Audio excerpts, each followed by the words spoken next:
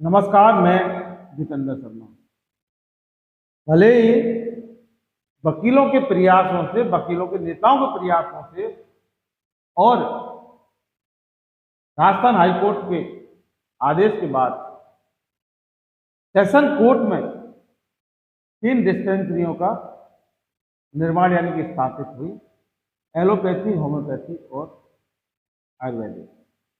एक तरफ बहुत सारे फायदे वकीलों को हुए हैं इलाज को लेकर, नुकसान कहीं पर भी नहीं है, लेकिन कुछ कमियां आज मैं इन डिस्पेंसरियों के अंदर यानी कि सिस्टम के अंदर है, जो यानी कि कमी अगर को कमी के रूप में ना देखे जाए, अगर कुछ और एडिशनल एक्स्ट्रा बेनिफिट के रूप में अगर इस मामले को पूरा देखा जाए तो सबसे बड़ा एक मुद्दा होता है। हालांकि इन डिस्पेंसरी से हजारों वकील यानी कि सैकड़ों वकील रोजाना फायदा लेते हैं, इलाज करवाते हैं, पोलियो दवाई लेते हैं और स्वास्थ्य लाभ लेते हैं। लेकिन एक सवाल उसके बाद ही पनपता है, जो मुख्य समस्या इस इलाज और इस डिस्पेंसरी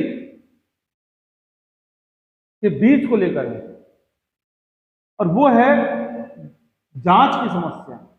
यानी कि डिस्पेंसरियों में जो मूलभूत जो जांच की सुविधा होनी चाहिए, आज वो वाकई नहीं है।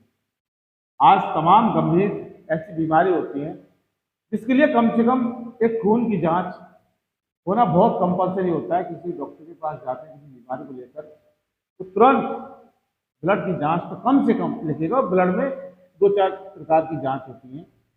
उस जांच के बाद एनालिसिस और जब डायग्नोसिस होता है उसके बाद ही डॉक्टर नतीजे पर पहुंचकर उसकी दवाई लिखता है, जिससे कि उससे मरीज को कुछ फायदा हो सके। लेकिन कई सालों से वकील इस समस्या से जूझ रहे हैं कि जाते हैं इलाज कराने के लिए, और जब डॉक्टर जब जांच लिखते हैं डिस्पेंसरी के, तो फिर उनको कोर्ट समय छोड़कर या तो उसी वक्त बाहर जाना पड़ता है, और अगर वो बाहर गए दूसरे अस्पताल में या बड़े अस्पताल में गए या प्राइवेट में गए तो उनका काम उस दिन का तो कम से कम खत्म। और जब वकील सोचता है कि आज पर्ची मैंने लिखवा ली, अब कल देखेंगे, और फिर जब दूसरे दिन जब डायरी खुलती है और इतने सारे केस लिस्टेड होते हैं, तो वकील अपनी जांच करवाने के बजाय कोर्ट में आते हैं, क्योंकि वहां पक्षकारों का जीवन का फैसला और न्याय अन्याय का जो पूरा मामला कोर्ट पर टिका होता है। उसके बाद वकील या तो भूल जाते हैं या जा नहीं पाते, या मजबूरी उनको जाने नहीं देती। लेकिन इस बीच में पूरा नुकसान अगर होता है तो वो वकील का होता है, क्योंकि जब जांच होगी नहीं तो प्रॉपर उस बीमारी का इलाज, उस बीमारी के लिए कौन सी गोली और कौन सी दवाई डॉक्टर को देनी होगी, वो डॉक्टर भी डिसाइड नहीं कर पाते जो उससे डिस्पेंसरियों में बैठे हैं। दूसरी बात, वहां जब जांच नहीं होती तो उनको बड़े हॉस्पिटल में, प्राइवेट में जाना पड़ता है। प्राइवेट में क्या हालत है हमारे राजस्थान में, ये किसी स्थिति में बहुत सारे महंगी महंगी जांचें होती है, महंगे महंगे इलाज होते हैं।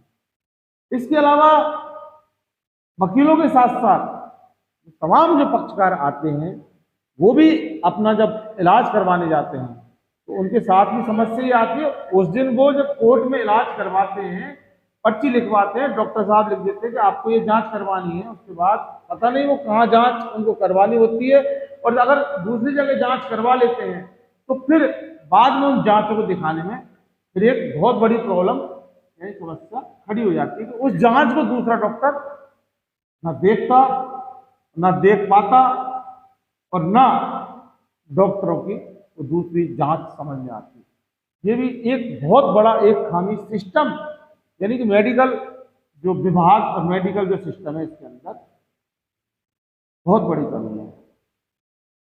तमाम सालों से वकीलों के चुनाव होते रहे, समस्याएं बहुत वकीलों की होती रही हैं। समस्याओं को लेकर वकीलों के नेता वकीलों के मुद्दों को लेकर लगातार चुनाव लड़ते रहे, लेकिन एक जो गंभीर समस्या, गंभीर मुद्दा, इसको ना कभी किसी चुनाव में ये ना मुद्दा बना, ना इसके लिए किसी ने कोई पहल की, ना किसी ने कोई ध्यान दिया और ना कोई ध्यान दिलाता है। और ध्यान अगर दिला भी देते हैं तो चुनाव के बाद वकीलों के नेता वाकई इन पूरे मुद्दों को खत्म कर देते हैं।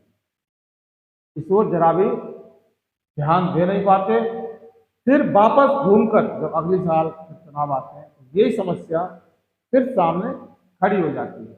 सवाल यह कि अगर समस्या का अगर समाधान हो जाए तो कम से कम अगले चुनाव में वो समस्या तो कम से कम सामने नहीं आएगी जो इस बार थी, क्योंकि इसका इलाज, इस समस्या का समाधान चुनाव में हो चुका, और जब अगला चुनाव होगा तो उसमें फिर अगली समस्या होगी। और इस तरह से अगर सिस्टम चलता रहे, राजनीतिकरण होता रहे, तो फिर ना वकीलों को दिक्कत, न वकीलों की समस्याओं की दिक्कत, और न वकीलों के नेताओं की कोई दिक्कत, और न वकीलों के नेताओं को कोई दिक्कत।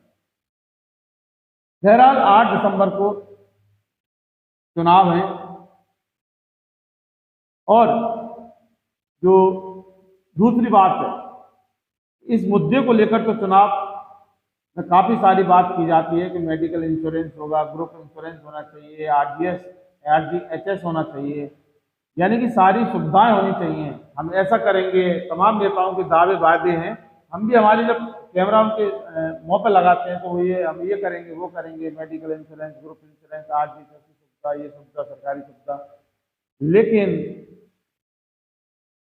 जो मुख्य समस्या है कि जो डिस्पेंसरी है उसके अंदर अगर कुछ मूलभूत जो जांच है उनके लिए अगर मशीनरी और उपकरणों की व्यवस्था हो जाए तो फिर वकीलों की बीमारियों की कुछ हद तक समस्याओं से वकील निजात पा सकते हैं, या कह सकते हैं कि उनको बहुत ज़्यादा तो नहीं लेकिन कुछ हद तक चिकित्सा में राहत, यानी बीमारियों में राहत मिल सकती है।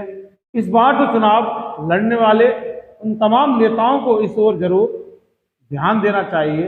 वकीलों की ये भी एक बहुत बड़ी गंभीर समस्या है, और अगर नेता वाकई वकीलों के मुद्दों पर अगर चुनाव लड़ते हैं, वकीलों का असली मुद्दा ये भी है कि जब वो इलाज कराने अपने कोर्ट पर्चर की डिस्पेंसरी में जाते हैं तो वहाँ कुछ जांचों के लिए व्यवस्था, जो प्राथमिक जांच है, नाम क्या बताना, ब्लड की जांच, ईसीजी की जांच, तमाम तरह की छोटी मोटी जो जांच होती है उसके लिए वकीलों को बाहर नहीं भागना पड़े, और अगर कोर्ट में ही जांचों का काम हो जाए तो फिर वकीलों के चुनाव भी शायद सफल माने जाएं। बाकी चुनाव है साहब, लड़ते रहिए। हमेशा हर साल चुनाव आते हैं, चुनाव जाते हैं, आप लड़ते रहोगे, आप ही के वकील आपको वोट देते रहेंगे। वकीलों की समस्या के साथ आपकी भी समस्या है, और आपकी समस्या इसलिए आप भी तो वकील हो जनाब, नेता तो आज,